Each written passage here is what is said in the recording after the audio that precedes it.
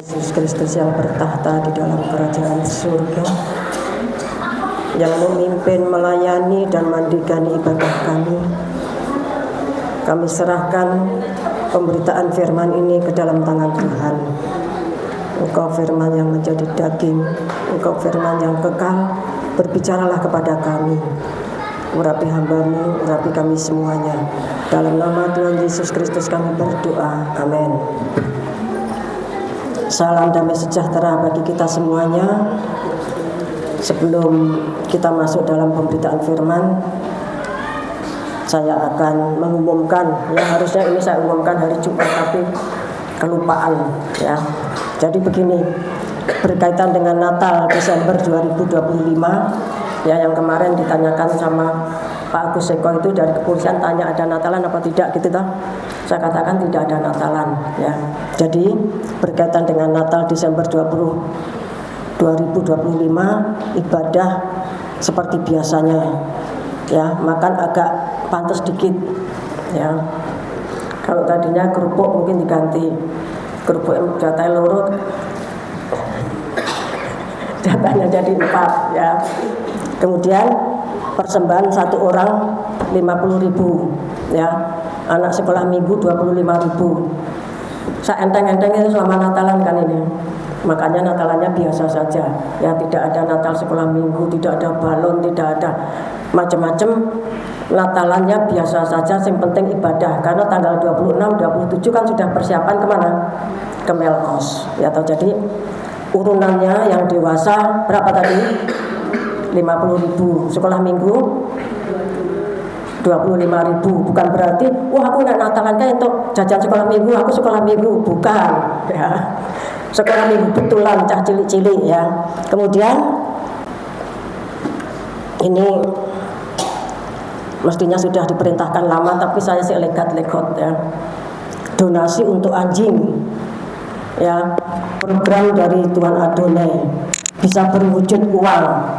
Mungkin 2.000, 5.000, 10.000, 100.000, mungkin 1.000.000 yang pertama. Kemudian donasi itu tadi juga bisa berwujud moral spiritual, tidak uang tapi moral spiritual. Maksudnya apa? Sikap yang paham, yang ramah, yang ikut memelihara, ya. Tidak teriak-teriak, tidak siram air, menghormati Bapak Among satu, ya. Menghormati Bapak Among satu, ya. Nggak donasi uang nggak apa-apa, ya. Tapi saudara paham bahwa itu programnya Tuhan Adonai. Kita ini anjing, ya. Kita ini anjing, Bapak Ibu Tuhan, ya. Dengan sikap yang paham, yang ramah, ikut memelihara, tidak teriak-teriak, ya. Kemudian tidak siram air. Apa yang sudah lakukan itu dicatat di atas, ya, dicatat di atas, ya. Kemudian menghormati Bapak Among satu, terlebih Tuhan Adonai, pencipta alam semesta. Saudara, bukan cuma hormat, tetapi hormat yang disertai dengan sembah, ya. Bapak Ibu sudah ngasih Tuhan, ya. Kita perlu memperhatikan apa? Karena kita kan sudah ratu miras imam, sudah mati di pintu tirai, ya, sudah mati di pintu tirai, sehingga tabiat kita tidak seperti orang yang masih di halaman, ya. Kemudian dari atas ditunjuk petugas sebagai petugas seperti petugas FGA itu loh. Kalau FGA kan ada yang tugas nariin, ya toh. Waktu saya masih di sana itu, ya. Nah ini petugasnya, ya. Tuhan itu memilih anak remaja, ya. Yang pertama, ya, Reni, ya, yang kedua Naura, yang ketiga Eleora, ya. Ketiga orang ini nanti disiapkan buku, ya, buku konferensi seperti ini, ya, buku konferensi seperti ini. Kemudian kalian bertiga datang dari person ke person, seorang ke seorang, ya. Kemudian orang tersebut ditanyai, mendatangi seorang per seorang, ditanyai mendukung di bidang apa, ya. Umpamanya uang, aku mampunya 1.000, tidak apa-apa, ya. Mampunya uang kritik itu tidak apa-apa, ya. 5.000, 10.000, 100.000, 1.000.000, tidak apa-apa. Oh, saya tidak punya uang, tetapi saya mendukung di bidang apa namanya, tidak akan teriak-teriak lagi, akan paham, ya tidak akan siram air lagi, ya paham menghormati bopo siapa? Among satu, ya itu bisa seperti itu. Bapak Ibu yang kasih Tuhan, ini perintahnya ini sudah lama, tapi saya masih tarik ulur, ya kok ngono toh, ya. Tapi setelah Tuhan berbicara panjang lebar bahwa kita ini anjing Yunani, anjing Kanani, ya saudara harus belajar paham, ya jangan sampai Tuhan sedang bekerja kita melawan. Nanti seperti 2 guru dan 30% dari hierarki yang tersingkir pada bulan Januari tahun 2025 masih di gereja samping itu. Saudara jangan tersingkir, ya sudah sejauh ini jangan sampai terlalu tidak paham, ya. Jadi ya Reni ya dibantu Naura, ya, dan dibantu Eleora yang bertugas. Nanti mamahnya ya Ibu Tika dan Ibu Retno Asih membantu. Ya membantu itu maksudnya digawe ke buku iki nomor 1 para nono iki nomor 2 iki, terus kasih tanda tangan, ya suruh tanda tangan. Nanti setelah selesai saya aturkan ke Tuan Adonai. Ya mari kita akan langsung kepada pemberitaan firman pada hari ini. Bapak Ibu sudah kasih Tuhan, salam damai sejahtera bagi kita semuanya. Tema kita hari ini adalah siap menghadapi Great Tribulation-nya kitab Wahyu tahun 2026 sampai 2029 pertengahan. Saudara harus paham bahwa kitab Wahyu itu adalah kitab peperangan, ya. Di dalam Wahyu pasal 6 materai keempat, ya, perang yang mati berapa? 1/4 penduduk bumi, 2 melihat, ya. Kemudian Wahyu pasal 9, ya, ketika 200 juta tentara itu muncul, yang mati berapa? 2 miliar, ya. Belum karena bencana-bencana atau wabah-wabah yang lainnya. Jadi kitab Wahyu itu kitab peperangan. Bapak Ibu saudara yang dikasih Tuhan, ya. Karena Great Tribulation itu sudah di depan mata kita, ya. Kita tinggal berapa hari lagi? Ini tanggal berapa? Tanggal 7, berarti tahun 2026-nya tinggal berapa? 24. Ya. 24 hari lagi, ya. Kurang 24 lagi kita sudah masuk Great Tribulation untuk kitab Wahyu. Bapak Ibu yang dikasihi Tuhan, ya. Tidak lagi seperti kita masih pada masa yang disebut X masa, ya, atau MP3. Bapak yang kasih Tuhan, banyak di sini yang saat itu masih bocil banget, ya, seperti yang sekarang sudah remaja itu pada waktu X masa dan MP3 itu, ya, banyak yang belum lahir, ya, banyak yang belum lahir. Seperti Upi ini aja waktu itu masih banyak, ya. Upi itu kan seangkatan sama siapa? Anaknya Pak Tanto itu siapa? Seva, ya, atau dan yang lain-lainnya itu kan masih bayi-bayi dibawa ke Bandialit, itu sudah ingat, ya. Nah, pada waktu itu yang kita lakukan itu secara fisik berat. Ada di antaranya jurit malam, ya. Kemudian suatu jurit malam itu suatu kegiatan untuk menguji keberanian, ketangkasan peserta di malam hari, berjalan dalam gelap melewati pos-pos dan harus menjawab pertanyaan panitia. Ada yang menjawab pertanyaan, ada yang harus membawain apa? Rempah-rempah. Mbak Nana udah ikut belum? Udah. Oh, sekolah minggu, ya. Orang melu berarti tidur di tenda, ya. Kemudian mencari jejak, kemudian doa di sepanjang gua Jepang di Bandialit itu, kemudian doa satu-satu pada malam hari di hutan, ya. Kemudian di sepanjang jalan dari triangulasi itu sampai ke jalan menuju Plengkung, ya. Kemudian doa di pinggir pantai satu persatu, ngebleng di Gua Kendol 3 hari bahkan lebih, ya. Kemudian MP3 ke-1 di Bromo tahun 2008 itu saudara begitu berat, ya. Pagi di Bromo harus apa? Harus apa? Harus mandi, ya, harus mandi. Berapa derajat itu di sana? Kemudian baru derajat naik ke lihat matahari itu, ya. Kemudian ya mengikuti MP3 yang paling berat itu di mana? Ke Papre, ya, ke mana tuh namanya? Ke Papua. Naik apa? Naik kapal, ya. Naik kapal berapa hari? 7 hari dengan makanan yang pagi siang sore apa? Sama, ya. Jika kalau turun di satu pelabuhan itu seperti orang nemu emas, berlomba lari untuk cari makan, ya. Bapak Ibu yang dikasih Tuhan, puncaknya IRT Conference ya tahun 2012 sampai kelahiran hierarki tahun 2014. Bapak Ibu yang dikasih Tuhan, kemudian tahun 2015 sampai 2020 panen raya. Pertengahan 22 sampai 25 ya kita 3,5 tahun praaniaya, di mana di situ kita mengalami P4 penyucian, kemudian 9 bulan pertama, 9 bulan kedua. Sekarang ini kita berada pada 9 bulan yang kedua. Kita merayakan Natal kelahirannya siapa? Tuhan Yesus. Tapi kita berada pada Natal kelahiran anak laki-laki yang ketiga. Bapak yang kasih Tuhan, kalau Natal memperingati kelahirannya Tuhan Yesus ya senang, karena itu sudah terjadi dulu 2000 tahun yang lalu. Nah kita ya sebagai penerima kitab Wahyu, kita menyambut kelahiran anak laki-laki yang ketiga, ya, dan itu beratnya berat, Bapak yang kasih Tuhan, ya. Kemudian setelah itu kita terpilih masuk hierarki, bahkan masuk Ratu Miras Imam. Bapak Ibu yang dikasih Tuhan, bulan ini Desember 2025 itu penggenapan Wahyu pasal 12 ayat 1 sampai 6.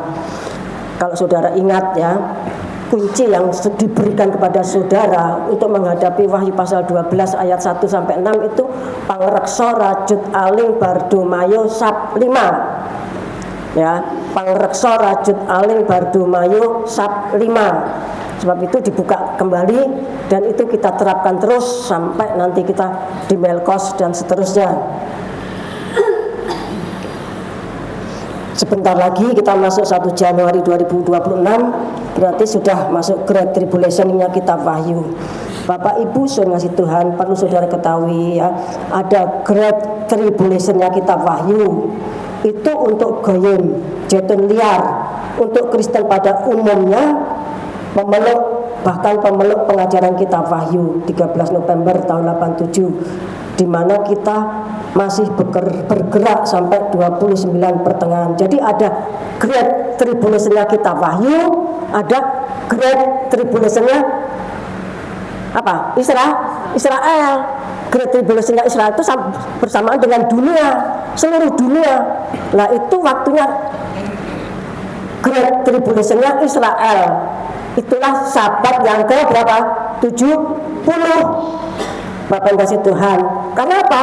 Israel kan secara nasional belum menerima apa Tuhan Yesus Kristus. Kalau person to person ya atau kelompok-kelompok sudah, tapi secara nasional belum. Nah sebab itu dikasih waktu mereka itu, yaitu di dalam Great Tribulation mulai tahun 26 sampai tahun 32, beda ya. Jadi Great Tribulation-nya kitab Wahyu itu berbeda dengan Great Tribulation-nya Israel atau dunia. Bapak yang kasih Tuhan, kalau kita memeluk pengajaran kitab Wahyu, yang kitab Wahyu itu berakhir 29 pertengahan. Artinya tahun 28, Januari, Februari, Maret, April, Mei, Juni, Juli. Kan masuk 29, tapi kan masih di tengah-tengahnya. Nah, itu kita sudah selesai. Bapak yang kasih Tuhan, kitab Wahyu sudah selesai. Tetapi yang memegang pengajaran bukan kitab Wahyu, ya dia akan terus masuk di dalam Great Tribulation-nya dunia atau Great Tribulation-nya apa? Israel, ya. Kita baca Yeremia 30 ayat 4 sampai yang ke-7. Inilah perkataan-perkataan yang telah difirmankan Tuhan tentang Israel dan tentang Yehuda. Sungguh, beginilah firman Tuhan, telah kami dengar jerit kegenaran, kedahsyatan, dan tidak ada damai. Cobalah tanyakan dan selidiki, adakah laki-laki melahirkan? Mengapa setiap laki-laki kulihat tangannya pada pinggangnya seperti seorang perempuan yang melahirkan? Mengapa setiap muka berubah menjadi pucat?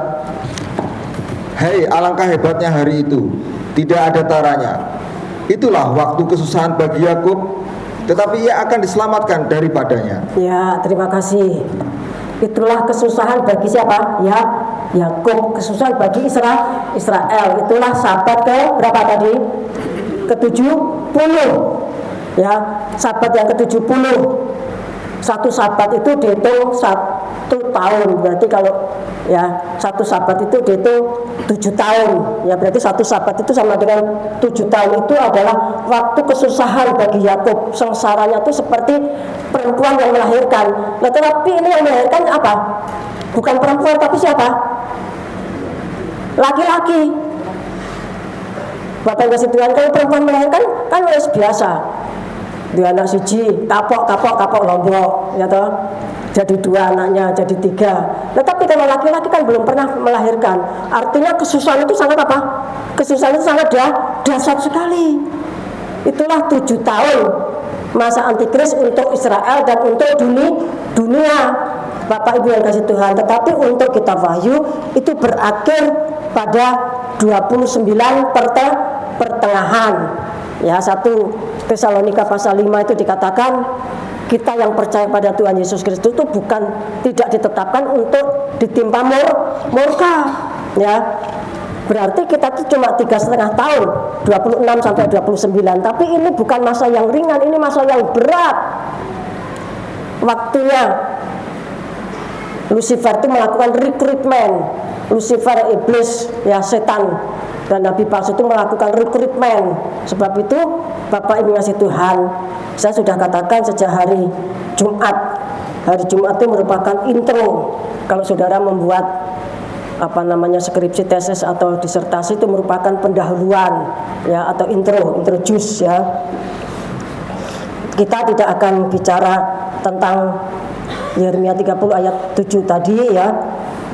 Itu nanti lain waktu, tetapi kita akan fokus pada siap menghadapi Great Tribulation-nya kitab Wahyu yang paralel dengan Great Tribulation-nya Israel, ya, 3,5 tahun itu. Di sini menjorok ke sini, di sini sama, di sini menjorok ke bawah Israel itu, ya. Bapak Ibu yang kasih Tuhan, persiapan kita tidak seberat yang saya sebut di depan tadi, ya.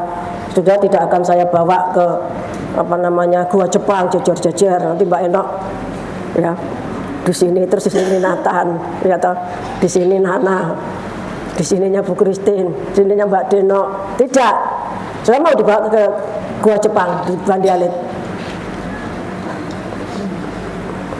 Ya, waktu itu kamu masih sekolah minggu radong, ya. Tanya sama mamimu. Kalau papimu itu pemimpinnya di Gua Jepang, ya toh, ya. Kita tidak akan seberat seperti yang saya sebutkan tadi. Persiapan sekarang ini dalam menghadapi Great Tribulation itu lebih ringan karena dilaksanakan di dalam gereja, tetapi juga beratnya sama, bahkan lebih berat, bahkan lebih rumit. Saya kasih tahu, ya, persiapan kita menghadapi Great Tribulation itu beratnya secara fisik tidak, tetapi karena itu diadakan di gereja, tetapi beratnya itu sama, ya, bahkan lebih berat dan lebih rumit, ya. Mengapa? Karena saudara harus mengenali musuh, ya. Kalau dulu di alam liar, di Bandi Alit, di Gua Jepang, ditriangulasi sepanjang jalan sampai Pelengkung, di mana namanya Gua Kiskendo, di sepanjang pantai, di mana-mana kita akan belajar, mata batinnya dibuka melihat, ya, mulai dari setan kerucuan sampai yang tingginya lagi, seperti waktu para bini sepuhnya kitab Wahyu, ya, artinya jemaat mula-mula itu di Bandi Alit, kan mereka harus masuk ke sini. Ada yang bisa mengambil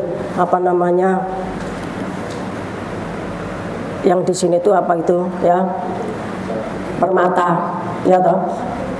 Bapak yang kasih Tuhan, harus mengalahkan penguasa setempat, ya, dan lain sebagainya. Itu kan kita terus dilatih untuk memahami kondisi musuh, ya. Nah, Bapak Ibu yang dikasih Tuhan, sekarang ini kita dilatih untuk memahami Lucifer, ya, nabi palsu dan antikris. Saya sudah dilatih sejak Romo itu masih di bumi. Setiap saat, ya, Lucifer itu datang menawarkan, ya, kekayaan yang banyak sekali, menawarkan ini itu dan sebagainya. Kamu nanti jalan ke itu, ke pantai belakangnya rumah makan Kusumo Wanadri itu, kamu akan mendapatkan ini dan sebagainya. Nemu sepanjang jalan. Kemudian saya ditawari juga, kamu nanti panjang umur, awet muda, cantik jelita, tapi kowe kudu mbujuk bojomu, ojo nyampe ke kitab Wahyu. Bapak Ibu Tuhan, saya kenal suaranya Nyai Roh Kidul, saya kenal suaranya Lucifer, saya kenal suaranya mereka, mengenal Bapak Ibu Tuhan. Nah demikian juga saudara Ratu Miras Imam kan sudah 2/3 badannya, 2/3 jiwanya kan sudah masuk apa? Ruang maha suci. Sementara mereka tuh masih naik turun surga bumi sampai nanti Wahyu pasal 12 ayat yang di bawah-bawah itu kalau sudah dibanting sudah tidak ketemunya ya di bumi. Bapak yang kasih Tuhan, kita ketemunya nanti di bumi. Nah sebab itu saudara itu dilatih, ya, mengenali Lucifer, nabi palsu maupun antikris maupun hierarkinya musuh itu. Kita baca Efesus pasal yang ke-6 ayat yang ke-12. Ayat yang ke-12.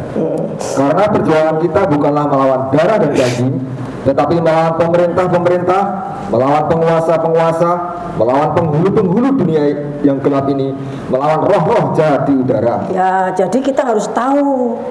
Kalau kita menerima kitab Wahyu, menerima pengajaran kitab Wahyu, harus tahu musuh kita itu siapa. Bukan manusia, ya, tetapi, ya, pemerintah, penguasa, penghulu dan roh-roh jahat di udara. Kita baca Efesus pasal 2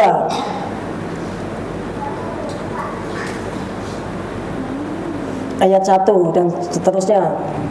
Semuanya adalah kasih karunia. Kamu dahulu sudah mati karena pelanggaran-pelanggaran dan dosa-dosamu. Kamu hidup di dalamnya karena kamu mengikuti jalan dunia ini, karena kamu menaati penguasa kerajaan angkasa, yaitu roh yang sekarang sedang bekerja di antara orang-orang durhaka. Sebenarnya dahulu kami semua juga terhitung di antara mereka, ketika kami hidup di dalam hawa nafsu daging dan menuruti kehendak daging dan pikiran kami yang jahat. Pada dasarnya kami adalah orang-orang yang harus dimurkai, sama seperti mereka yang lain. Ya, kalau Efesus pasal 6 ayat 12 tadi mengatakan musuh kita itu bukan darah daging, tapi pemerintah, penguasa, penghulu dan roh jahat di udara. Nah, tetapi ya iblis dengan hierarkinya tadi bekerja di dalam hidupnya orang durhaka. Dulu kita juga begitu. Sebelum kita mengenal Tuhan Yesus Kristus, mengalami di pintu gerbang, kemudian bertobat, kemudian maju terus sampai sekarang di ruang maha suci, kita dulu juga gitu. Badan kita tuh menjadi wilayah, menjadi daerah, menjadi base campnya roh-roh jahat. Bapak yang kasih Tuhan, itu kita harus tahu, ya. Kemudian kita baca lagi Matius 24 ayat 3-5. Permulaan penderitaan. Ketika Yesus duduk di atas bukit Zaitun, datanglah murid-murid kepadanya untuk bercakap-cakap sendirian dengan dia. Kata mereka, katakanlah kepada kami, bila manakah itu akan terjadi, dan apakah tanda kedatanganmu dan tanda kesudahan dunia? Jawab Yesus kepada mereka, waspadalah, supaya jangan ada orang yang menyesatkan kamu. Sebab banyak orang akan datang dan memakai namaku dan berkata, akulah Mesias, dan mereka akan menyesatkan banyak orang. Ya, terima kasih. Jadi Matius pasal 24 itu fokus bicara tentang akhir zaman. Ya, nanti kalau kita baca ke bawahnya lagi, tanda akhir zaman itu kamu akan tahu kalau nanti Israel itu mulai dari suatu kematian 2000 tahun, tahu-tahu dia itu bertunas lagi. Itu berarti kita memasuki akhir zaman. Nah, itu ayat-ayat di bawah, tetapi di sini Bapak yang kasih Tuhan, ya, ketika murid itu bicara tentang tanda kedatangan Tuhan dan tandanya kiamat, ya, maka di dalam ayat yang keempat Tuhan katakan supaya kita tuh waspada, supaya jangan ada yang menyesatkan kamu. Nah, ayat yang kelima, sebab banyak orang datang dengan memakai namaku. Memakai namaku itu berarti memakai namanya Tuhan Yesus, ya. Kemudian ya mengaku akulah Mesias, dan mereka itu menyesatkan banyak orang, ya. Kemudian kita baca ayat 21 sampai 26 dari Matius 24. Ini sudah sering kita dengar, tapi perlu diulang-ulang. Sebab pada masa itu akan terjadi siksaan yang dahsyat seperti yang belum pernah terjadi sejak awal dunia sampai sekarang, dan yang tidak akan terjadi lagi. Dan sekiranya waktu itu tidak dipersingkat, maka dari segala yang hidup tidak akan ada yang selamat. Akan tetapi oleh karena orang-orang pilihan, waktu itu dipersingkat. Pada waktu itu jika orang berkata kepada kamu, lihat Mesias ada di sini atau Mesias ada di sana, jangan kamu percaya.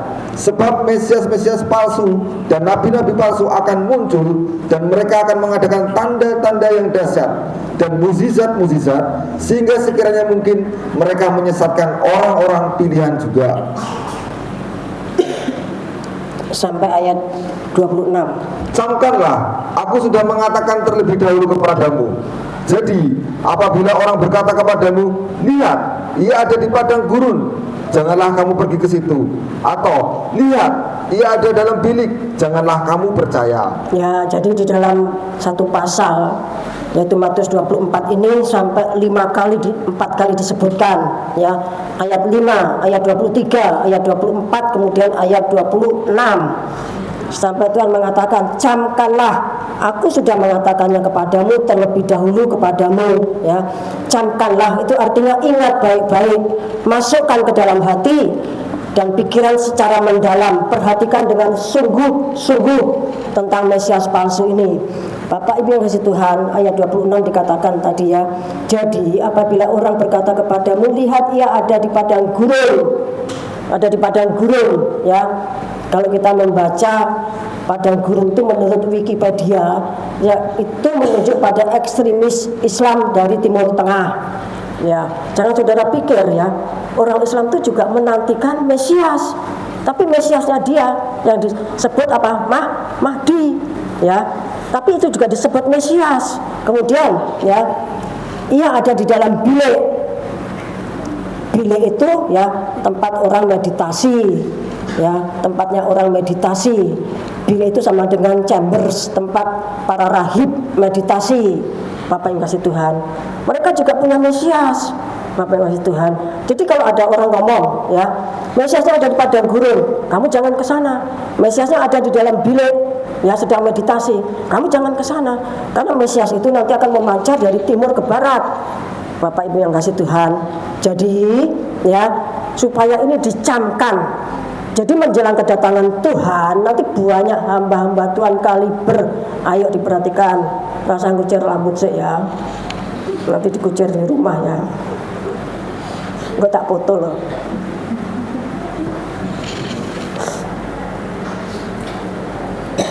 Namanya anak kecil itu ada saja, ya. Yang lainnya ndak usah mainan rambut, rasa golek tumo, ya toh. Ya. Jadi Bapak yang kasih Tuhan, ini bukan cuma firman untuk orang tua-tua, kayak seumpamanya kayak Pak Agus Eko, Pak Agung Setiawan, ya toh, Pak Lukas, atau siapapun, Bu Srini, Mak Lam, ya toh, dan yang lain-lainnya.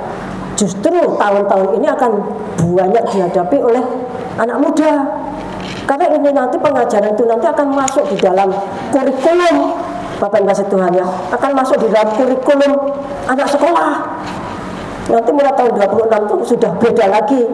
Ya tentunya bukan 1 Januari, tentunya kan ada masa untuk adaptasi, ya toh. Bapak Ibu yang dikasih Tuhan, ya. Jadi tahun 26 sampai 29 pertengahan kita tuh harus bisa membedakan Mesias palsu, hamba Tuhan terkenal kaliber internasional yang dirasuk Lucifer, yang dirasuk Antikris, yang dirasuk iblis, dirasuk setan, ya.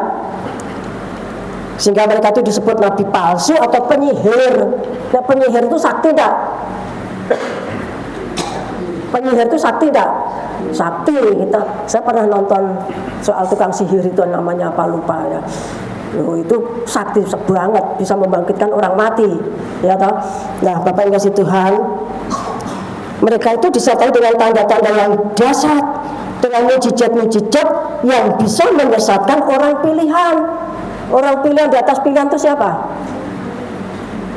Pilihan di atas pilihan itu siapa? Di halaman, ruang suci atau ruang maha suci? Berarti pilihan di atas pilihan itu siapa? Ratu Miras Imam. Tapi kan kita punya hikmat marifat kunci nakam banget. Tapi kan ketoke orang sakti. Kesaktian yang sesungguhnya itu apa? Mujizat yang sesungguhnya itu apa? Saya pernah sampaikan beberapa waktu yang lalu. Mujizat yang sesungguhnya itu apa? Pertobatan. Karena kalau di Sodom Gomora itu sudah terjadi apa yang terjadi di Kapernaum dan Korazin, mereka pasti bertobat. Kalau yang terjadi di Kapernaum, Korazin itu terjadi di Sodom Gomora atau terjadi di Tirus dan Sidon, mereka sudah bertobat. Tetapi orang Korazin, Kapernaum, ya, banyak sekali mujizat tetapi tidak bertobat. Nanti hukumannya pada hari kiamat itu lebih berat. Jadi pertobatan yang sejati, mujizat yang sejati itu apa? Bertobatan, bertobat dari pintu gerbang, dari percaya sampai apa? Mezbah korban bakaran. Dari mezbah korban bakaran apa lahir?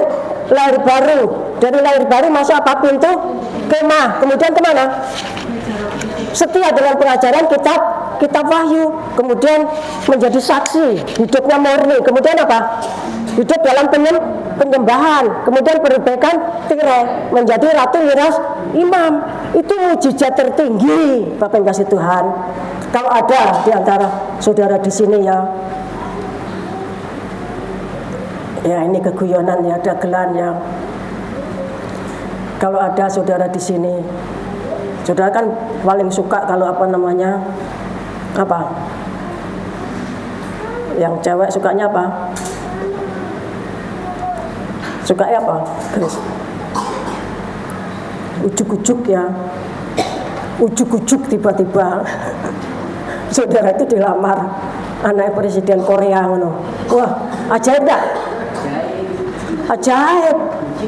Mujizat bin ajaib, anak bin ajaib. Kira-kira karena ini suka dilamar anak presiden Korea. Korea saya ya. Itu Korea Selatan, Korea Utara.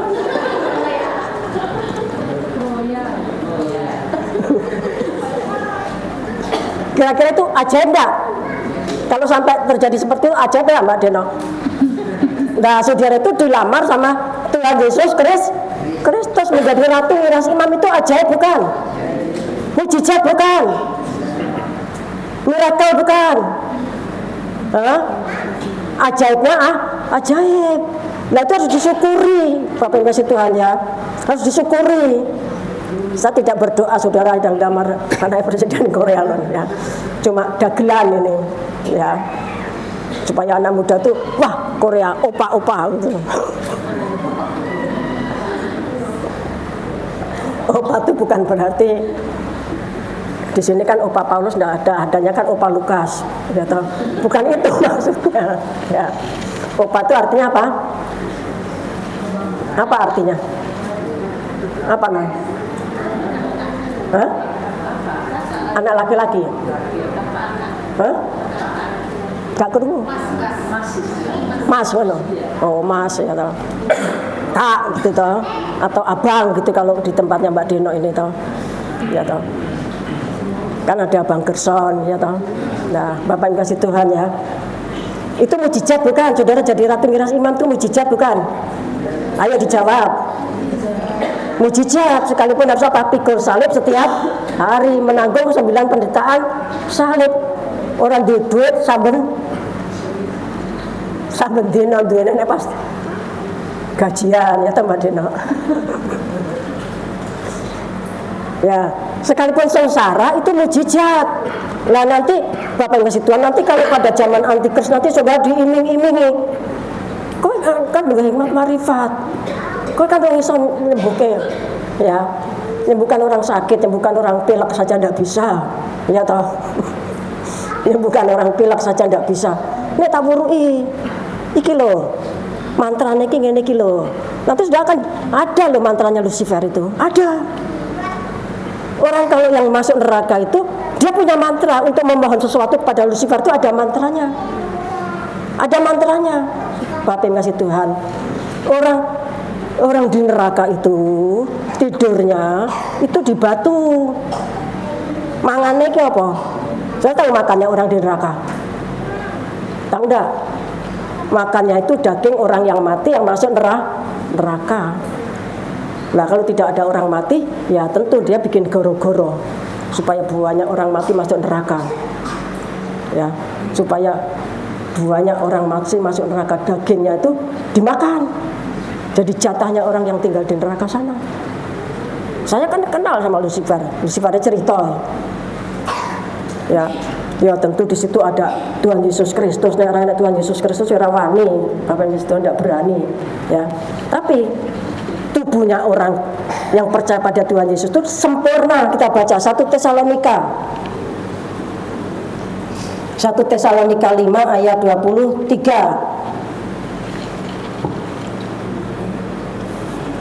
Salam.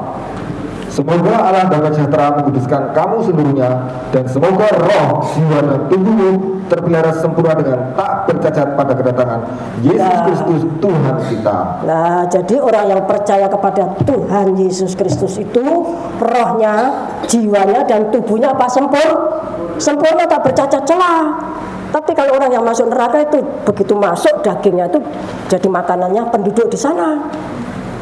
Bapak yang kasih Tuhan, ya, jadi makanannya penduduk di sana. Bapak yang kasih Tuhan, ya. Nah sekarang saya akan masuk ke dalam inti pemberitaan hari ini. Kita baca 1 Korintus pasal 12. Kita baca ayat 7 sampai 11. Ayat 7. Tetapi kepada tiap-tiap orang dikaruniakan pernyataan roh untuk kepentingan bersama. Sebab kepada yang seorang roh memberi karunia untuk berkata-kata dengan hikmat, dan kepada yang lain roh yang sama memberikan karunia berkata-kata dengan pengetahuan. Kepada yang seorang roh yang sama memberikan iman, dan kepada yang lain ia memberikan karunia untuk menyembuhkan. Kepada yang seorang roh memberi kuasa untuk mengadakan mukjizat, dan kepada yang lain ia memberikan karunia untuk bernubuat, dan kepada yang lain lagi ia memberikan karunia untuk membedakan bermacam-macam roh. Kepada yang seorang ia memberikan karunia untuk berkata-kata dengan bahasa roh, dan kepada yang lain ia memberikan karunia untuk menafsirkan bahasa roh. Tetapi semuanya ini dikerjakan oleh roh yang satu dan yang sama, yang memberikan karunia kepada tiap-tiap orang secara khusus seperti yang dikehendakinya. Ya, jadi ada 9 karunia Roh Kudus. Semuanya tadi dikerjakan oleh roh yang satu, dikerjakan oleh Roh Kudus. Tetapi Roh Kudus itu memberikan karunia kepada tiap-tiap orang itu secara khusus sesuai dengan kehendaknya Tuhan Yesus Kristus. Ya, jadi ada karunia hikmat. Itu artinya kuasa dalam perkataan. Karunia makrifat, ya, atau pengetahuan itu kuasa di dalam perbuatan. Sudah bisa baca KPR 7 ayat 22, ya. Kuasa dalam perkataan dan kuasa dalam perbuatan. Kemudian karunia iman. Yang ketiga, karunia untuk menyembuhkan. Yang keempat, yang kelima itu karunia untuk mengadakan mukjizat. Yang keenam itu karunia untuk bernubuat. Yang ketujuh itu karunia untuk membedakan bermacam-macam roh. Yang kedelapan berkata-kata dengan bahasa roh. Yang kesembilan karunia menafsirkan bahasa roh. Jadi ada 9 karunia Roh Kudus, ya. Tadi kita membaca di dalam ayat yang ke-10, ya. Kepada yang seorang roh huruf besar, artinya Roh Kudus memberikan kuasa untuk mengadakan mukjizat. Kepada yang lain ia memberikan karunia untuk bernubuat, dan kepada yang lain lagi ia memberikan karunia untuk membedakan bermacam-macam roh. Jadi setelah karunia nubuat, ya, Selanjutnya itu karunia untuk membedakan bermacam-macam roh, ya. Ini firman Tuhan. Kemudian kita baca, ya.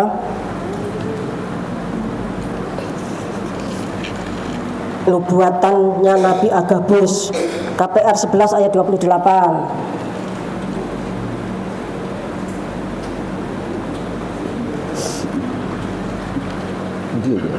Kisah Para Rasul 11 ayat 28. Kisah Para Rasul 11.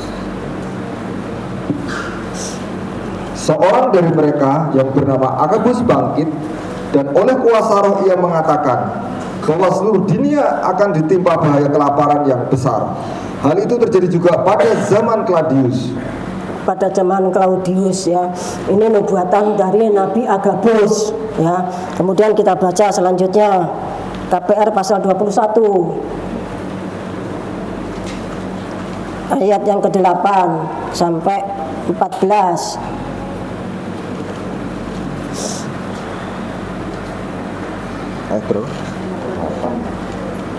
KPR 21 ayat 8 mulai.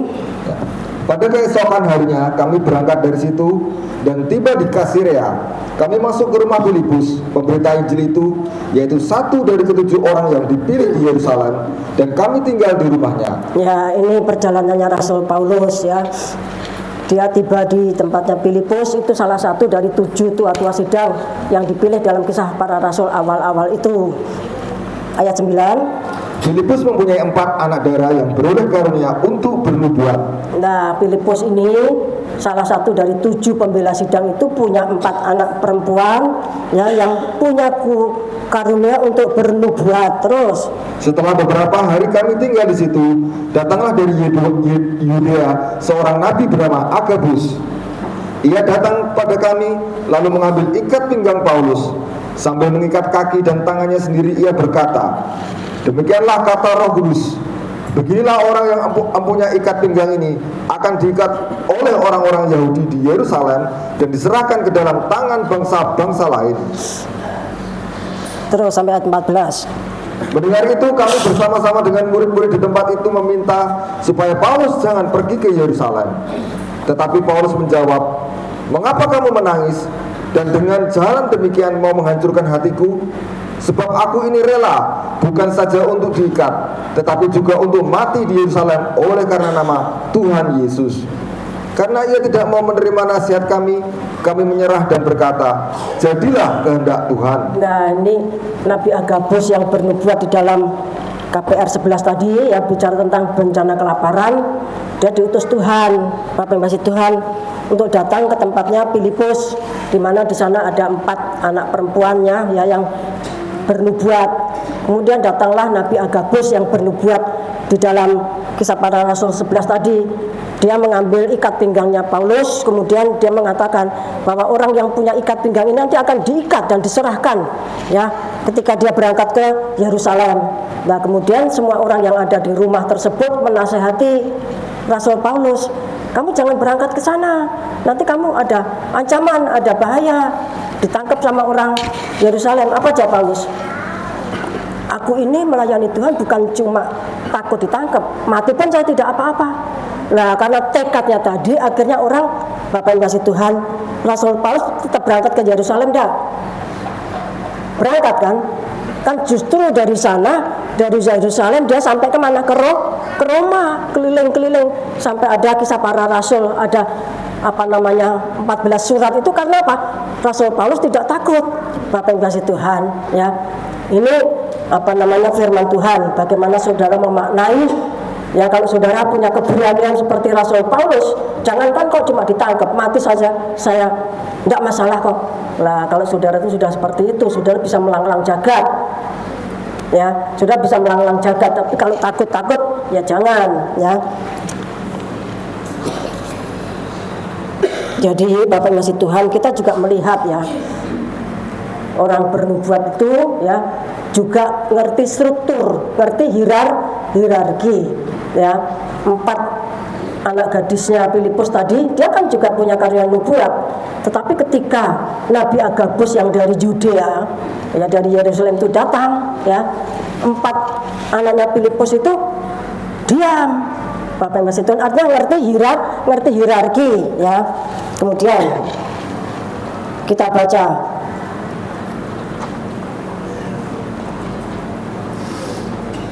Satu Korintus 14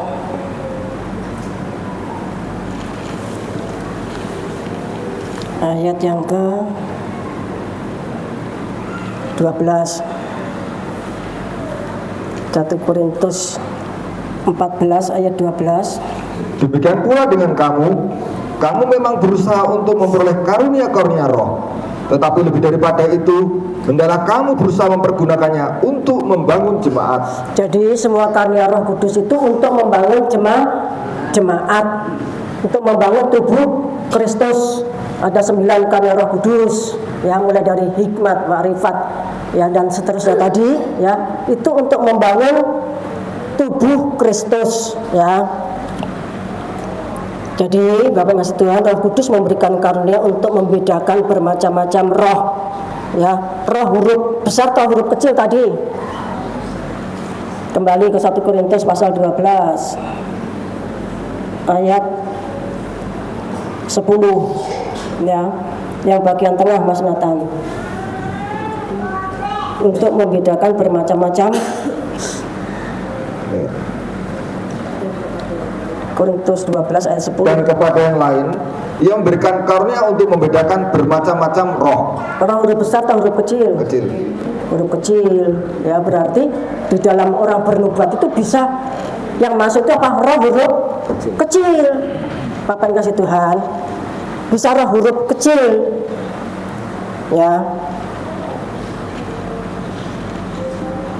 Jadi karena dari Roh Kudus ini harus diterima, diaktifkan.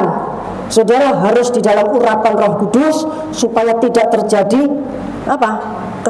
Kesalahan. Supaya tidak terjadi kesalahan. Bapak yang kasih Tuhan, karena nubuat dari Roh Kudus, maka karena membedakan roh itu dari siapa? Tuhan.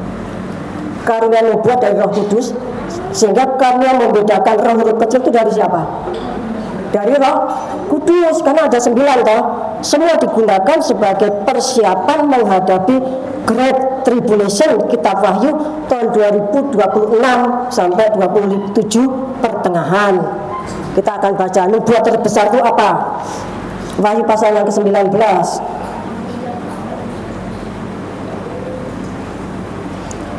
Wahyu 19 ayat yang ke-10. Maka tersungkurlah aku di depan kakinya untuk menyembah dia. Tetapi ia berkata kepadaku, janganlah kau berbuat demikian.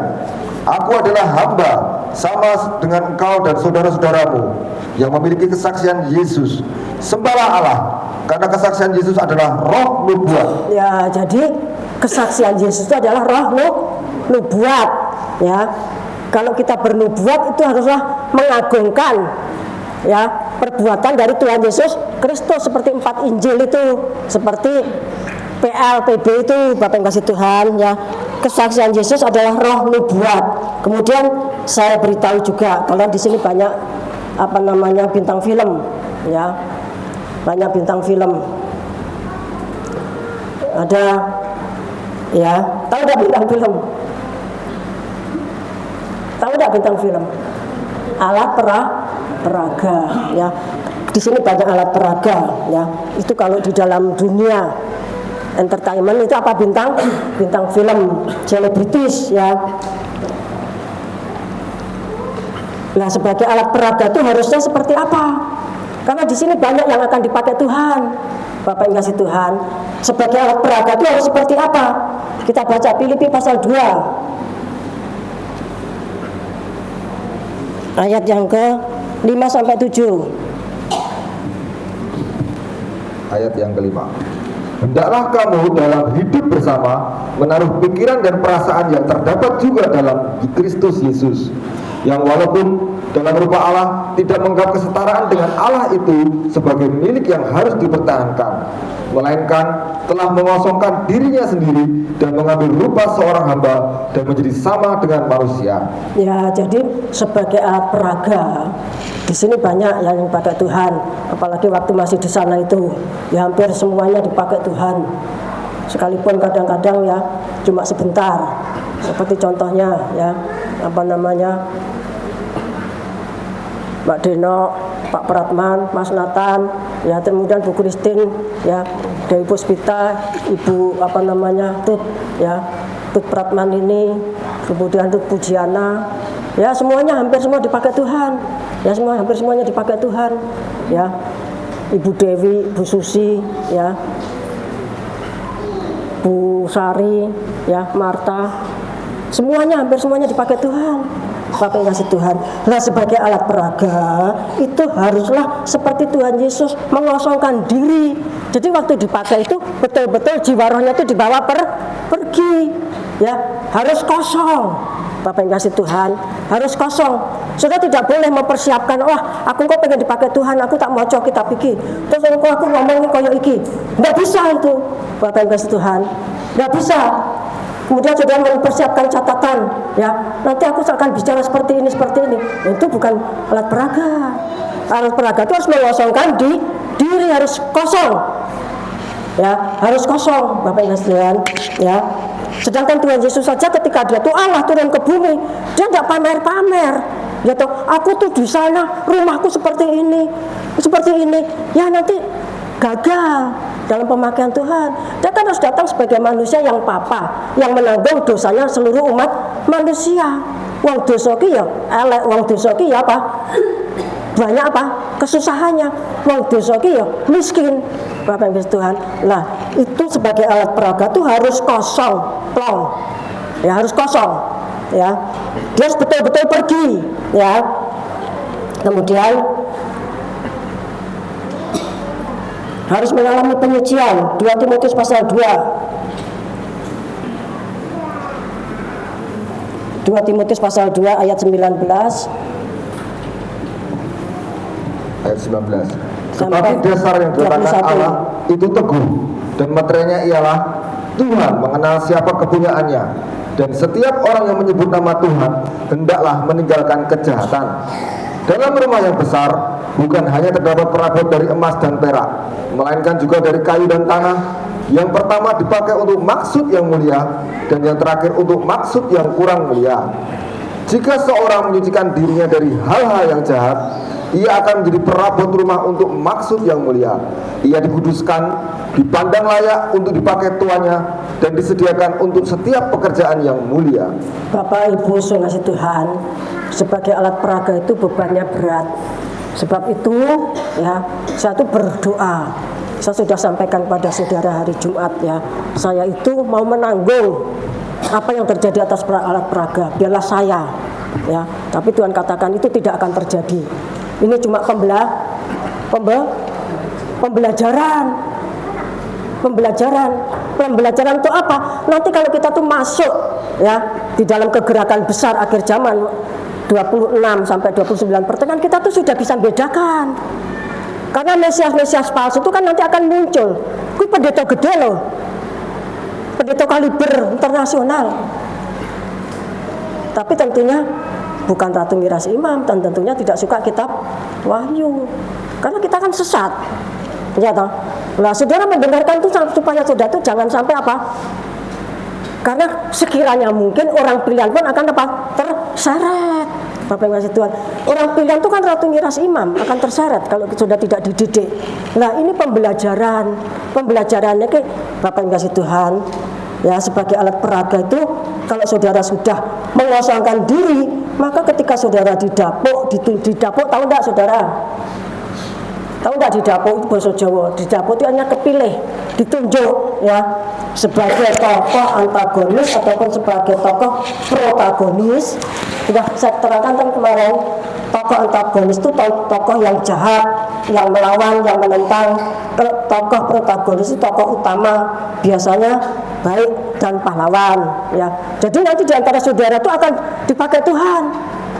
wah iki dilebone roh iki dilebone rohnya Isabel umpamane sudah nanti akan kemayu banget ya toh. Terus ngomongnya ngantor kayak Isabel lah. Saudara yang mendengarkan itu harus punya roh membedakan. Jadi kalau nanti saudara itu bernubuat ke depannya, kita tuh sudah dididik Tuhan untuk punya roh membedakan. Bapak ini kasih Tuhan, umpamanya lagi datang satu tokoh roh yang tidak bagus ya. Kan roh huruf kecil itu kan, kalau ada roh yang dari atas, rohnya orang yang sudah sempurna, ada roh yang masih di neraka, kadang-kadang diizinkan Tuhan. Wah, terus ngomongnya ngoceh ngalor ngidul, ngetan ngulon, ngapain?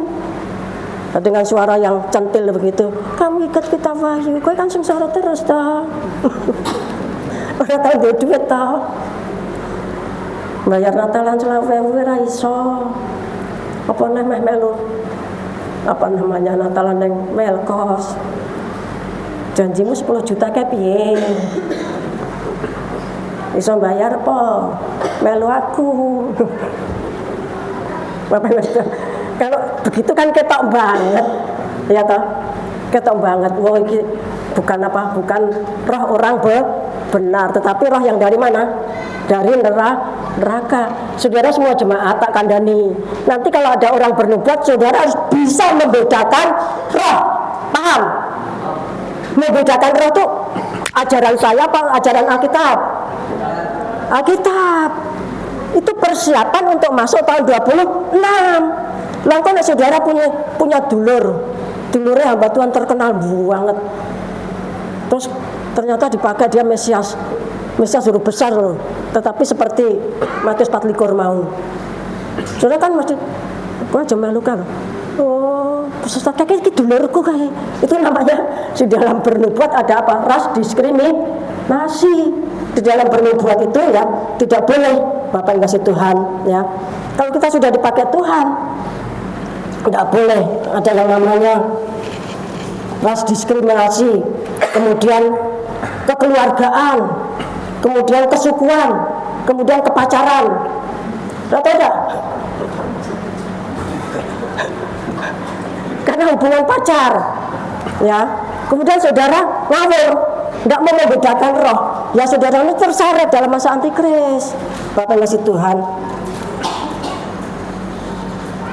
Kalau saudara menerima anugerah kasih karunia dari Roh Kudus, maka dengan sukacita apapun dapuan yang Tuhan berikan kita harus terima.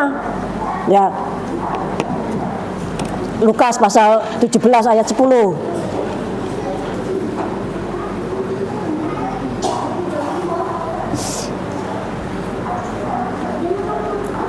Lukas 17 ayat 10. Demikianlah juga kamu, apabila kamu telah melakukan segala sesuatu yang ditugaskan kepadamu, hendaklah kamu berkata, kami adalah hamba-hamba yang tidak berguna. Kami hanya melakukan apa yang kami harus lakukan. Terima kasih. Jadi kita tuh harus melakukan kita tuh hanya melakukan apa yang harus kami lakukan. Itu keharusan. Satu saat Mbak Enok mamanya dileboni roh lain, ya toh.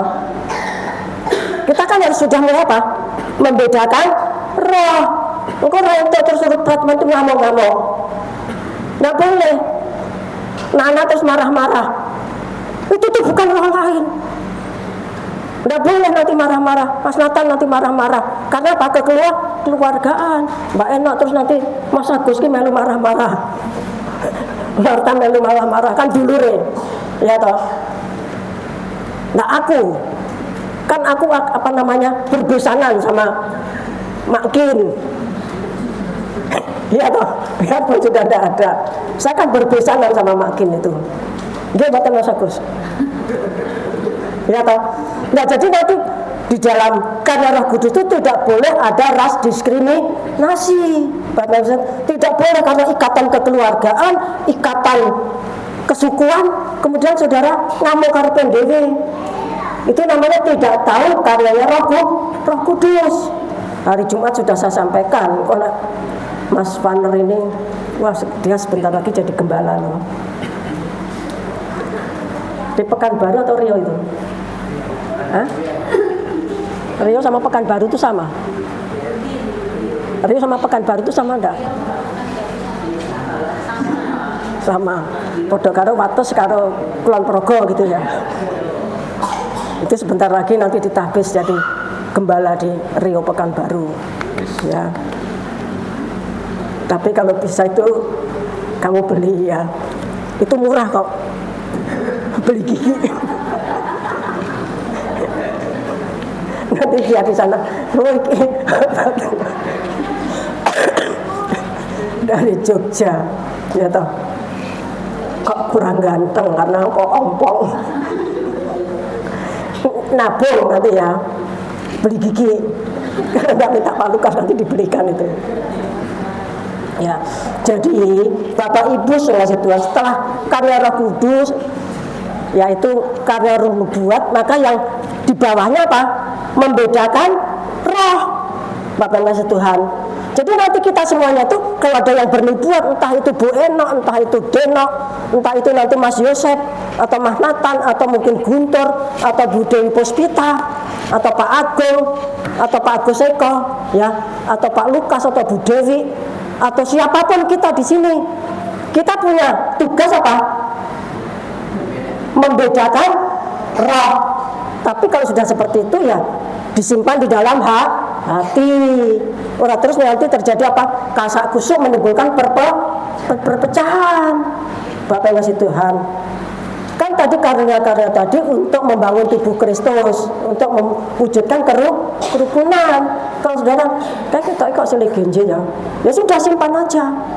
Ya, kalau saudara belum paham, ya tekok ning penggembalaan. Bapak yang kasih Tuhan, tanya sama penggembalaan, pasti nanti cepat atau lambat saudara akan dijawab. Jadi sekarang itu kita beralih kepada karunia membedakan roh, ya. Untuk jemaat atau pengiras iman yang sedang dilatih dan dipersiapkan untuk menghadapi Great Tribulation, saudara harus sadar sesadar-sadarnya beberapa hari lagi kita masuk Great Tribulation kitab Wahyu, ya. Maka Matius 24 ayat 5, ayat 21 sampai 26, Tuhan Yesus sudah memperingatkan kita dengan tegas dan tandas supaya kita tidak disesatkan. Saya ulangi berkali-kali, ya, jangan terjadi ras diskriminasi. Di sini kita kan memang agak sak seduluran, ya toh.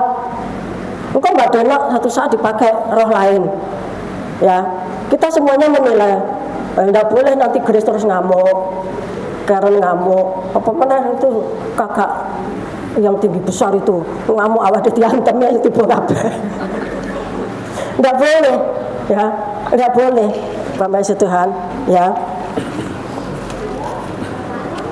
Kemudian kita lanjutkan, tetapi cermatkan, saya harus mencermati, perhatikan, gunakan karunia untuk membedakan roh. Gunakan, aktifkan pengajaran kitab Wahyu yang diterima sejak tahun, ya, 87 13 November. Gunakan tabernakel, pengajaran tahbisan untuk membedakan. Ki kalau orang manut tahbisan, ya, kalau orang manut tahbisan, kalau sudah pengen ditahbis harus mempersembahkan membawa seekor lembu jantan muda.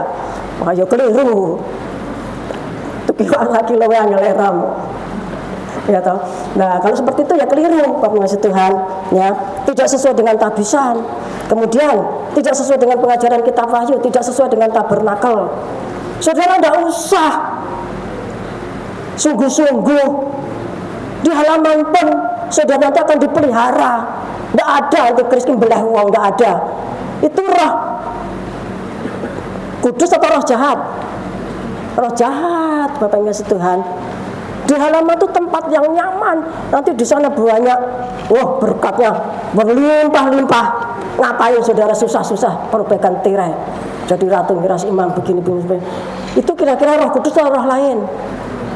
Nah, kan kasar contohnya. Lah nanti semakin lembut, saudara harus kupingnya dirungok ke tenan. Roh kudusnya mengurapi kita, ya.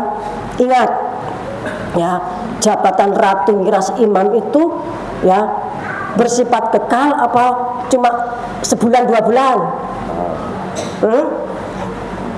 Ratu miras imam itu jabatan kekal atau cuma sebulan, 2 bulan atau setahun? Nah setahun itu apa? Ratu sejagat, Miss Universe itu setahun toh Mas Nathan, ya toh. Nah kalau Ratu Mias Imam sebulan apa setahun? Kekal. Nah, makanya anak wong kondo, ya toh. Kamu itu nanti mulai 1 Januari kau harus dudu Ratu Mias Imam. Betul masalah gitu? Betul masalah? Salah, ya toh. Ratu Mias Imam itu kekal, ya bukan jabatan 1 tahun, ya 1 tahun itu ratu kecantikan itu. Demikian juga kalau jabatan Abraham itu sebagai bapak orang percaya itu kira-kira sekarang sudah berumur berapa tahun? Abraham itu sekarang bapak orang percaya atau bukan? Abraham itu sekarang ini bapak orang percaya atau bukan? Masih. Kan selama Alkitab ada kan itu bapak orang percaya. Nah itu kan kekal. Kemudian kalau jabatan ibu orang percaya itu cuma berakhir nanti 31 Desember tahun 2025, betul atau salah itu? Hah? Saudara nggak bisa ngomong ya. Kalau jabatan saya itu cuma berakhir nanti 31 Desember tahun 2025, itu betul atau salah? Betul atau salah? Salah. Bapak yang kasih Tuhan. Nah, saudara belajar punya roh menimbang. Ya, punya roh menimbang. Tidak siapapun itu, Bu Susi sekalipun itu saudara saya, harus punya roh menimbang. Budaya sekalipun itu saudara saya, harus punya roh menimbang. Marta sekalipun itu anak saya, dulure bojone Mas Agus, dulure Mbak Enok, dulure Nathan, dulure Nana, harus memihak kepada siapa? Firman Tuhan. Ya, harus punya roh menimbang. Harus punya roh membedakan roh. Saya sudah kasih tahu semua Rabiah sejak saat ini. Kalau saudara bernubuat nanti akan ditimbang, akan dibedakan. Nah sebab itu saudara yang mendapatkan membedakan roh itu juga karunia. Orang sampai wong itu membedakan, sampai orang menilai, udah tahu sembahyang, ya toh, udah tahu baca Alkitab, ya toh. Nah ibadah ngantuk terus menimbang, ditimbang yang apa? Itu timbangannya kayak menai tegal uparsin. Jadi menimbang roh itu juga harus apa? Harus karunia orang kabeh menimbang, malah menimbang. Kacau aja, ya toh. Jadi membedakan roh itu juga merupakan karunia Roh Kudus. Kalau sudah tidak mendapatkan karunia untuk membedakan roh, ya rasa beda-beda terus meneng wae. Dengarkan garis tegas penggembalaan. Nanti satu saat penggembalaan itu pasti akan menjelaskan. Penggembalaan itu ketika saudara duduk mendengarkan firman Tuhan. Saya itu satepen ora pinter, tapi yang delok ora ini sitok-sitok. Apalagi Allah Bapa. Tuhan Yesus Kristus lihat enggak? Tuhan Yesus Kristus tuh lihat mukanya saudara satu persatu. Mukanya malan kayak kita kok susah rantai duit. Nah, karena tadi minta uang, bunda uang, engkau beribadah. Kelihatan susah atau malan? Ya tahu. Mukanya saudara itu semuanya disorot sama Tuhan. Kita kan sedang disyuting, ya tahu. Kita kan sedang disyuting. Bapak kasih Tuhan. Ya sekarang kita akan masuk dalam tahapan yang lebih lanjut. Bagaimana ya? Ini contoh untuk memahami roh-roh antikris, Lucifer, nabi palsu dan setan-setan atau iblis-iblis. Kita baca 1 Yohanes pasal 2 ayat 18 sampai 20.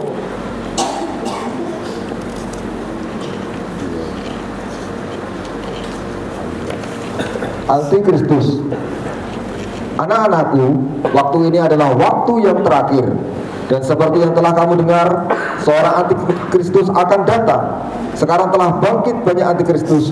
Itulah tandanya bahwa waktu ini benar-benar adalah waktu yang terakhir. Memang mereka berasal dari antara kita, tetapi mereka tidak sungguh-sungguh termasuk pada kita. Sebab jika mereka sungguh-sungguh termasuk pada kita, niscaya mereka tetap bersama-sama dengan kita. Tetapi hal itu terjadi supaya menjadi nyata bahwa tidak semua mereka sungguh-sungguh termasuk pada kita. Tetapi kamu telah beroleh pengurapan dari Yang Kudus, dan dengan demikian kamu semua mengetahuinya. Ya, jadi intinya ya Rasul Yohanes itu bisa tahu siapa nanti yang akan menyerahkan Tuhan Yesus, siapa nanti yang menjadi antikris pada waktu itu. Itu Rasul Yohanes itu tahu. Nah, dia kasih contoh sama kita. Dia itu dari antara kita. Kan dari antara 12 rasul, ya kan? Nah, jadi dia cerita pada zaman itu dan untuk pada akhir zaman. Lah ayat 20 ini yang terpenting. Tetapi kamu telah beroleh pengurapan dari Yang Kudus, dan dengan demikian kamu semua mengetahuinya. Jadi kita akan tahu, kita akan punya roh membedakan bermacam-macam roh tadi. Kalau kita berada dalam urapan, kalau sudah tidak sedang diurapi, ya sudah tidak boleh sembarangan ngoceh. Nanti merusak apa? Merusak tubuh Kristus. Atau sembahyang, ibadah kesatuan karuan, namanya korban metu. Marah-marah jadinya. Oh itu roh itu begini. Terus kabeh koncone sak pastori diceritani. Tidak boleh seperti itu, bukan begitu caranya Roh Kudus bekerja. Tidak seperti itu. Kan untuk kesatuan jemaat, untuk mempersatukan, bukan untuk mencerai-beraikan. Bapak ngasih Tuhan. Kita baca Yohanes pasal 13. Karena yang mengatakan kamu akan mengetahui kalau kamu berada dalam urapan. Jadi kalau sudah diurapi Roh Kudus, saudara akan bisa ngerti. Terus Yohanes 13 ayat 10 sampai 20. Kata Yesus kepadanya, barang siapa telah mandi, ia tidak usah membasuh diri lagi selain membasuh kakinya, karena ia sudah bersih seluruhnya.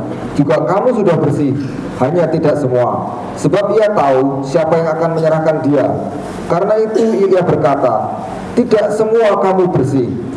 Sesudah ia membasuh kaki mereka, ia mengenakan pakaiannya dan kembali ke tempatnya. Lalu ia berkata kepada mereka, mengertikah kamu apa yang telah kuperbuat kepadamu?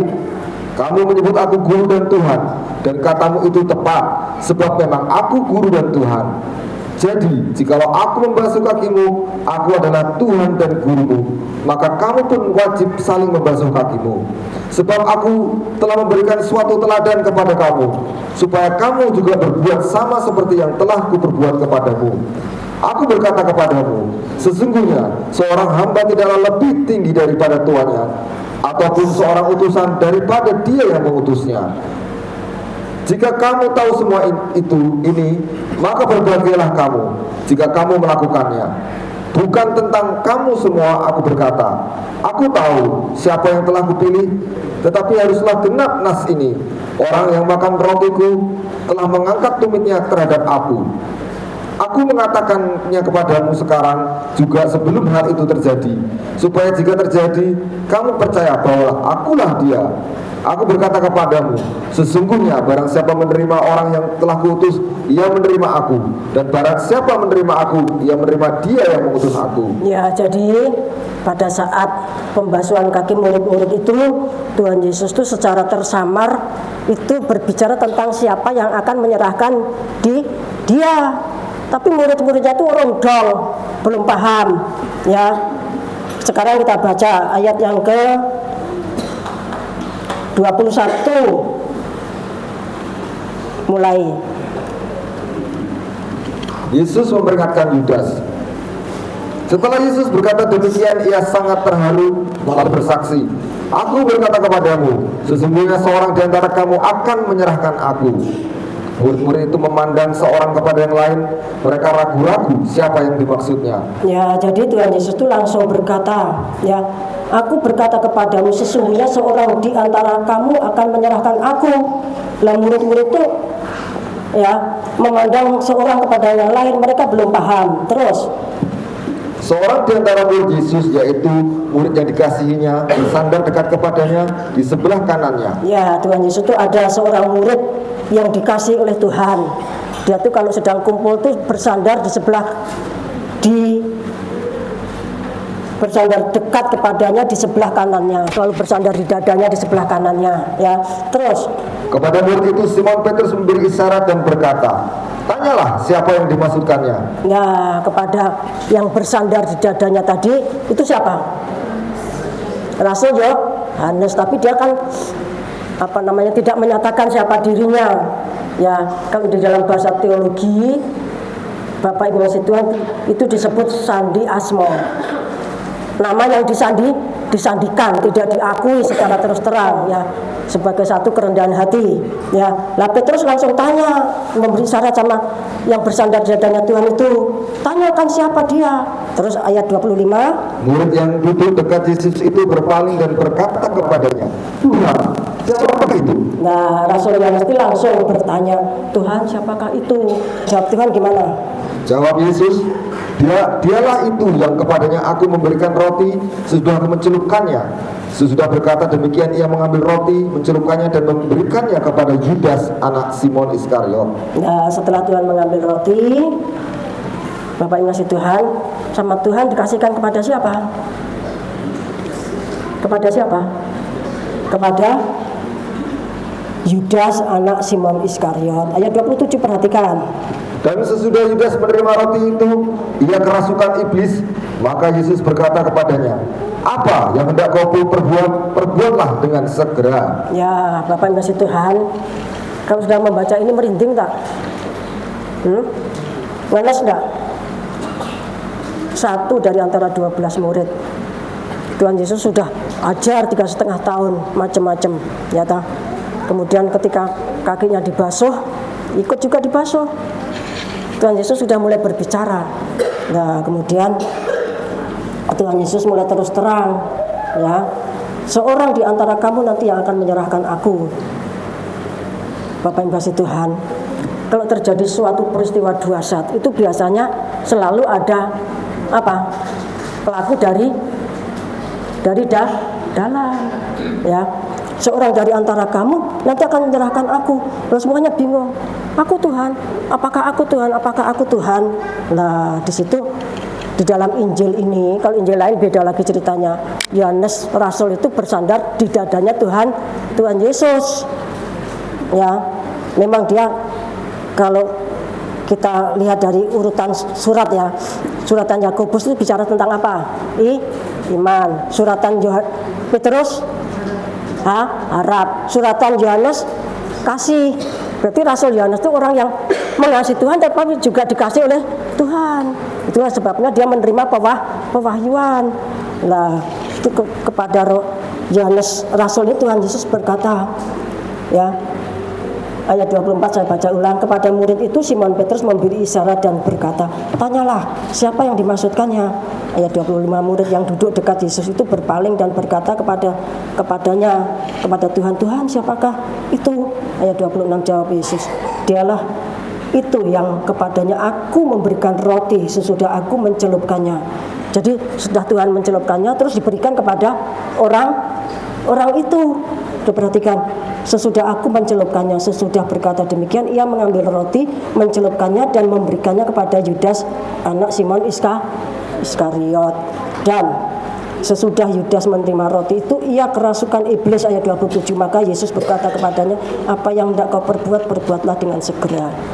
Bapak Ibu yang kasih Tuhan, ya. Jadi kalau orang itu diurapi Roh Kudus, dia tuh akan ngerti, akan tahu, ya. Kalau saudara tuh diurapi Roh Kudus, sembahyangnya tenanan, ya, maka saudara akan bisa membedakan, roh. Kembali saya ulangi, tidak ada ras diskriminasi, tidak ada membenci si A, si B, si C. Saya sudah pasang badan, ya. Kalau sampai ada alat peraga yang dibunuh saja saya.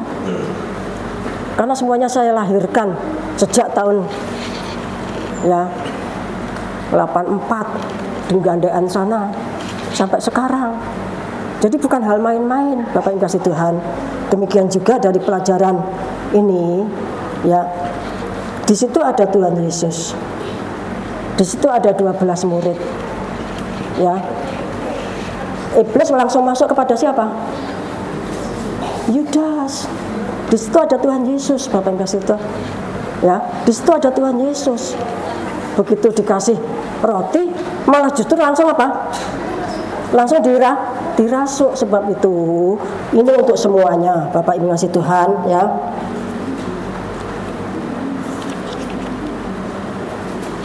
Untuk semuanya yang terkait dan terlibat dengan perjamuan suci, baik yang menyiapkan dananya, baik yang memotong-motong, mengiris-iris dan menaruh di cawan-cawan, sampai yang mengedarkan, itu saudara harus ekstra hati-hati.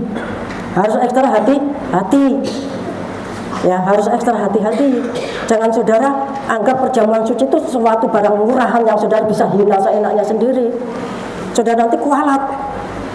Kalau kita membangun rumah ini saja bisa, membangun rumah rumah konsultasi bisa. Masa cuma beli roti aja tidak bisa? Saudara ribut setiap saat. Jangan sampai nanti saudara seperti Yudas Iskariot. Bertobat.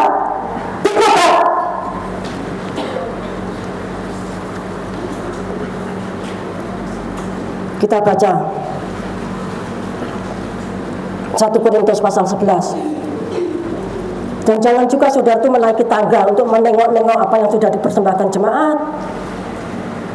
Saudara kan bukan bendaharanya penggembalaan. Apa saudara menghendaki yang 2.000-an itu, 5.000-an, 10.000-an itu saudara urus begitu? Saudara sama dengan memberangus mulut lembu yang sedang mengirit. Kita baca 1 Korintus pasal 11.